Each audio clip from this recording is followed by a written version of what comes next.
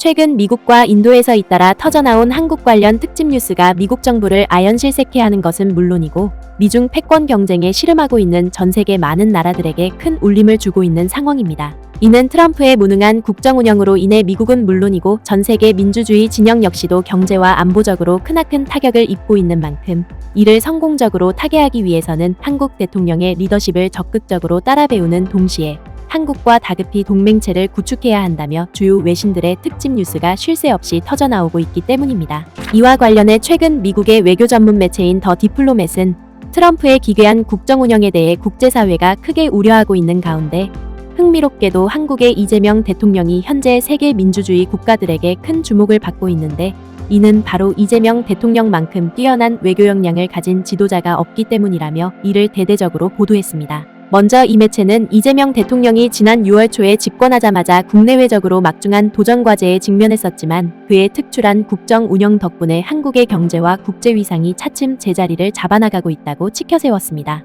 그러면서 이 매체는 한국의 내부 문제를 어느 정도 정리한 이재명 대통령이 외교 문제와 무역 협상에 대해서도 본격적인 대수술에 들어갈 예정인데 이는 결과적으로 한국을 동북아 중심 국가로 발돋움하는 것을 넘어 인도태평양 질서를 주도하는 수준까지 발전할 것이라며 크게 감탄하는 반응을 보였는데요. 실제로 이 매체는 최근 트럼프 대통령이 한국과 일본을 비롯한 아시아 주요 국가들에 대해 무차별적인 관세 부과와 방위비 대폭 인상을 요구하고 있는데 이재명 대통령이 이러한 상황을 슬기롭게 대처해 나가게 된다면 명실상부한 아시아 지도자로 인정받는 전화위복의 기회가 될 것이라고 전망했습니다. 그의 주요 지정학적 우선순위는 한반도 안정화에 더해 한미동맹의 재조정과 러시아, 우크라이나 전쟁 그리고 격화되는 미중 경쟁과 중동 위기 등 여러 글로벌 위기 속에서 한국의 역할과 위상을 확보하는 것이 될 것이다. 이재명 대통령이 직면한 도전은 단지 서울의 국제적 행보를 조율하는 것에 그치지 않는다. 그는 동시에 국내의 정치적 분열을 해소하고 국민의 삶의 질 향상을 포함한 경제적 과제들을 해결해야 한다는 점에서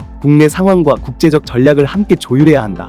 우리는 조기 대통령 선거 기간 동안 이재명 대통령이 실용주의적 리더의 이미지를 지속적으로 부각시켰던 것을 기억한다. 만약 그가 진정으로 실용적인 지도자라면 한국의 장기적 이익을 고려해 무역과 안보라는 사안이 민감하게 얽힌 대미 관계를 적절히 관리할 것으로 예상할 수 있다. 이재명 대통령이 스스로를 실용적 지도자로 브랜딩한 것이 적절하고 신중하게 활용된다면 이는 트럼프 행정부와의 잠재적 마찰을 사전에 방지하고 미묘한 관계를 형성하는 데 도움이 될 수 있다. 이는 과도하고 강압적인 방위비 분담 요구에 저항하면서도 동시에 한국의 방위 기여를 확고히 하는 방식이 포함될 수 있다. 한국 국민들은 무역 협상이 일상생활에 더 즉각적이고 체감 가능한 영향을 준다고 인식할 수 있다. 그러면서 이 매체는 이재명 대통령이 이러한 국내 여론을 제대로 인식하고 있는 만큼 미국의 보호무역 조치에 맞서 적극적으로 대항할 수밖에 없는데 이는 미국의 압력에 대한 직접적인 저항보다는 한국 국민을 방어하는 차원으로 포장할 수 있다고 보도했습니다. 따라서 이재명 대통령은 미중 패권 전쟁 속에서 한국의 전략적 위치를 획기적으로 변화시킬 수밖에 없다는 것입니다.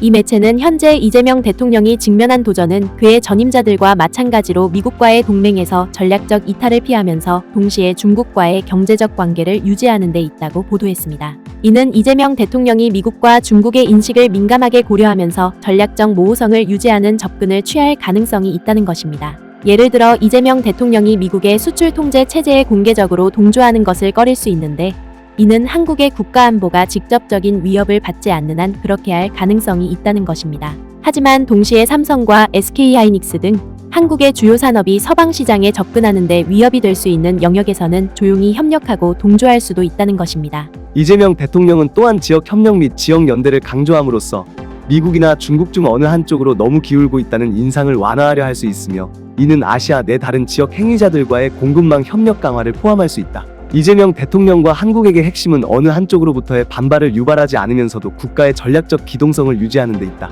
이는 명백히 외교적 유연성, 즉 실용주의와도 같은 것을 요구하는 과제다. 또한 이 매체는 이재명 대통령이 북한과의 소통을 다시 열고 대화와 협력을 통해 한반도의 평화를 정착시키겠다고 다짐했는데 북한과의 재관여 및 대화에 중점을 두는 이재명 대통령의 입장을 감안할 때 중국을 남북관계 재개의 핵심적인 열쇠로 간주할 수 있다고 전했습니다. 이는 이재명 대통령이 중국과의 외교적 조율을 통해 남북관계를 화해 국면으로 끌고 나가려 한다는 것입니다. 따라서 미국 매체는 이재명 정부가 미국 중심의 접근과 병행해 남북 대화에 중국을 참여시키는 이른바 3자 채널을 구축함으로써 한국의 대북 접근 방식을 다변화할 수 있을 것이라고 내다봤습니다. 이 지역은 동유럽과 중동의 지정학적 혼란으로부터 결코 고립되어 있지 않다. 따라서 같은 생각을 가진 국가들이 안정성과 국제질서라는 공동의 이익을 보호하기 위한 수렴점과 협력 방안을 모색하는 것이 매우 중요하다. 지역 내 균형자로서의 역할은 신중하게 수행될 경우 영내 역학을 재조정하고 특정 강대국이 지역에 과도한 영향력을 행사하는 것을 방지하는 데 결정적인 역할을 할 수 있다. 예를 들어 베이징과의 정교하고 미묘한 외교적 접근은 긴장을 완화할 수 있는 채널을 형성할 수 있다. 동시에 자율적인 외교 정책 기조는 미국과 중국 두 주요 강대국을 모두 실망시킬 수 있으며 특히 한국이 정보 공유나 연합 군사훈련과 같은 중대한 사안에 대해 지지를 주저할 경우 한미일 공조를 복잡하게 만들고 저해할 수도 있다. 요약하자면 진정한 의미의 실용주의적인 한국 대통령직은 지역 주도의 안정화 구상을 실현할 기회를 창출할 수 있다. 그 성공 여부는 이재명 대통령이 워싱턴의 신뢰를 유지하면서도 독자적인 외교 행보를 병행하고 동시에 서울의 전략적 가치를 미국과 중국 양측에 효과적으로 전달하면서 어느 한쪽으로도 균형을 잃지 않는 능력에 크게 달려있다. 이는 실로 막대한 과업이다. 그리고 미국 매체의 이 같은 보도에 더해 인도에서도 차라리 미국 대신 한국을 중심으로 하는 인도태평양 연합체를 만들자며 연일 특집 보도가 쏟아지면서 트럼프 대통령을 당혹해하고 있는 상황인데요. 이와 관련해 지난 7월 10일 인도 현지 매체인 데칸 헤럴드는 적과 아군조차 제대로 구분하지 못하는 트럼프 대통령의 어리석은 외교 정책에 더 이상 끌려다니지 말고 한국을 중심으로 하는 인도태평양 블록을 새롭게 구축하자며 이를 대대적으로 보도했습니다. 먼저 이 매체는 최근 캐나다에서 열린 G7 정상회의는 서방 진영의 동맹이 점점 깊은 균열을 드러내고 있음을 여실히 보여줬다고 비판했습니다. 이는 한때 단결과 가치 기반 협력의 초석으로 여겨졌던 G7이 이제는 내부의 균열에 더해 대서양 횡단 진영의 불균형까지 심화되면서 큰 어려움을 겪고 있다는 것입니다. 또한 이 매체는 이러한 글로벌 혼란 속에서 인도태평양 지역 역시도 여전히 지정학적 경쟁의 중요한 무대로 남아있다고 전했는데요. 7월 1일 열린 쿼드 외교장관 회의는 이러한 현실을 다시금 부각시켰다. 한국과 인도를 비롯해 일본과 호주 등 이 지역의 주요 강대국들은 동맹에 대한 수사적 공약에도 불구하고 미국 우선주의를 고수하는 예측 불가능한 미국의 외교 정책에 점점 더 취약해지고 있다. G7 정상회의를 전후로 우리는 모디 인도 총리가 워싱턴 DC 방문에 대한 즉흥적인 초청을 거절했다는 사실을 보았다. 또한 일본이 미국과의 2+2 회담을 연기한 주요 이유가 국방 예산 증액에 대한 압력을 피하기 위함이었다는 점도 확인되었다. 쿼드 파트너임에도 불구하고 호주는 여전히 백악관 방문 초청을 기다리고 있는 상황이다. 따라서 다음과 같은 질문은 시의적절하며 시급하다. 미국의 인도태평양 파트너들은 변화하는 미국 정책에 대응하기 위해 상호 간의 조율을 더욱 강화해야 하지 않는가? 더 중요한 질문은 다음과 같다. 이들은 중국의 공세적 행보뿐만 아니라 변화하는 미국의 우선순위에 대응하기 위한 보다 일관되고 집단적인 아시아의 대응 전략을 수립해야 하지 않는가? 미국은 여전히 인도태평양의 힘의 균형에 있어 없어서는 안 될 존재다. 그러나 그 동맹국들과 파트너들은 점점 더 일관성 없는 미국의 행보를 목격하고 있다. 실제로 인도 매체는 미국 정부가 중동과 아프가니스탄에서 미군을 기습적으로 철수시킨 것에 더해 이란에 대한 일방적인 군사 공격과 트럼프 행정부의 거래적 관계 형성에 이르기까지 미국 정부의 알 수 없는 행태로 인해 인도태평양 지역에서 미국에 대한 신뢰가 점점 약화되고 있다고 지적했습니다. 또한 이 매체는 쿼드와 인도태평양 경제 프레임워크를 비롯해 한미일 삼각협력과 같은 현재의 틀 안에서도 각국의 입장이 반영되고 조율되기보다는 미국 정부의 일방적인 입장이 투영되고 있는데 이러한 수직적 역학은 동맹국들의 전략적 자율성을 약화시킬 뿐만 아니라 미국의 변화나 중국의 도발에 대한 지역 차원의 대응을 더욱 복잡하게 만든다고 비판했습니다. 예를 들어 워싱턴이 중국과의 경제적 디커플링과 선별적 관여 사이에서 오락가락하는 동안 지역 파트너들은 명확한 합의 없이 무역 의존도와 안보 위협 그리고 국내 정치적 압력 사이를 외줄 타듯 조율해야 한다. 한국과 인도 그리고 일본과 호주는 더 이상 미국 정책의 부속물이 아니다. 이들 네 나라는 성숙한 중견국으로 각기 고유한 역량을 보유하고 있으며 공통의 이해관계를 공유하고 있고 전략적 위상도 점점 커지고 있다. 네 나라 모두 민주주의 국가이고 기술적으로도 선진국이며 회색지대에서의 압박부터 무역의 무기화에 이르기까지 중국의 지역 내 행태에 대해 공통된 우려를 가지고 있다. 그러나 이들은 위협 인식과 외교적 정렬에 있어 상당한 차이를 보인다. 인도는 전략적 자율성을 유지하며 공식적인 동맹 체결에는 신중한 입장이다.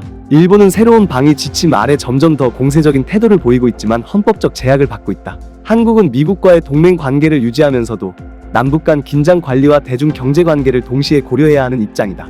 호주는 중국의 경제적 압박을 견뎌낸 이후 미국과의 안보 정렬을 더욱 강화했으며 오커스 동맹이 재검토되고 있는 상황에 대해 우려하고 있다. 이러한 다양성은 워싱턴과는 독립적이지만 반드시 반대되는 것은 아닌 보다 구조화된 아시아 내 협의 메커니즘의 필요성을 제기한다. 이러한 플랫폼은 이 네 국가가 기대치를 조율하고 외교적 메시지를 조정하며 선택된 사안에 대해 방위 태세를 정렬할 수 있는 기반을 제공할 수 있다. 특히 이 매체는 앞서 인도와 일본 그리고 호주와 미국이 참여한 쿼드만 하더라도 중국의 팽창 억제와 인도 태평양 지역의 평화와 안정을 위해 미국 주도로 구축되었지만 여전히 그 임무가 모호하게 정의되어 있어 쿼드 회원국들의 안보 강화에 아무런 도움을 주지 못하고 있다고 비판했습니다. 따라서 이 매체는 허울뿐인 쿼드의 인도가 계속 참여할 것이 아니라 인도태평양 지역에서 민주주의 진영 국가들 간의 연대와 결속을 실질적으로 강화시키기 위해 한국이 결합된 새로운 동맹체 구축에 적극적으로 나서야 한다며 목청을 한껏 높였습니다. 이제는 한국과 인도 그리고 일본과 호주가 참여하는 보다 포괄적인 인도태평양 전략협약 또는 대화 포럼을 구상할 때일 수 있다. 이러한 메커니즘은 미국의 예측 불가능성에 대응하는 정책 조율을 가능하게 하여 이들 국가의 국익이 동맹의 결정에 보다 효과적으로 반영되도록 할 수 있다. 또한 중국의 1대1로에 대응하기 위해 지역 경제 통합과 기술 표준 및 인프라 투자 등의 공동의 입장을 개발할 수 있다. 이러한 포럼은 인도태평양 지역이 단지 강대국 경쟁의 무대가 아니라 아시아 주도의 다자주의가 실현되는 공간이라는 메시지를 전달할 수 있다. 실제로 이 매체는 이전에 한국이 빠져있던 쿼드만 하더라도 경제와 기술 분야는 물론이고 군사 분야에서도 아무런 효능감이 없던 그야말로 종이 호랑이에 불과했지만 오늘날 세계 최고의 방산 강국과 기술 강대국에 오른 한국이 새로운 협력체에 참여하게 된다면 인도태평양에서 가장 강력하고 위력적인 민주주의 동맹이 탄생하게 될 것이라며 큰 기대감을 나타냈는데요. 이는 달리 말해서 한국이 중심이 되는 새로운 인도태평양 협력체가 구축된다면 더 이상 미국과 중국에 휘둘리지 않고서도 경제발전과 군사안보 태세를 안정적으로 확립해 나갈 수 있다는 것입니다. 조율된 인도태평양의 대응이 반드시 블록 정치를 의미할 필요는 없다. 오히려 그것은 주권과 규칙 기반 질서, 그리고 지역 안정이라는 원칙에 기반해 중견국들이 협력하는 조정된 수렴을 반영할 수 있다. 보다 일치된 인도태평양의 목소리는 미국의 정책에도 건설적인 영향을 줄 수 있으며 워싱턴이 보다 일관성 있고 협의적이며 신뢰할 수 있는 방식으로 관여하도록 유도할 수 있다. 이러한 조율은 또한 중국에 대한 대응 능력 역시도 향상시킬 수 있는데 이는 봉쇄 담론이 아닌 스마트한 균형 전략을 통해 이루어질 수 있다. 글로벌 거버넌스가 붕괴되고 미국의 리더십이 점점 더 내향적으로 변해가는 시대에 인도태평양 지역의 국가들은 지역 질서에 대한 더 큰 책임을 져야 한다. 그러면서 인도 매체는 인도태평양의 미래는 외부 강대국들의 변덕에 맡겨져서는 안 된다며 이제 그 미래는 인도태평양 지역의 민주주의 국가들에 의해 주도되어야 한다고 강조했습니다. 이 매체는 그런 만큼 아시아 주도의 전략적 수렴은 더 이상 선택이 아니라 필수라며 한국의 동참은 인도태평양 지역의 민주주의 국가들에게 있어 희망의 등불이 될 것이라고 보도했습니다. 구네스북 영상을 재미있게 보셨다면 구독과 알림 설정 꼭 부탁드리겠습니다.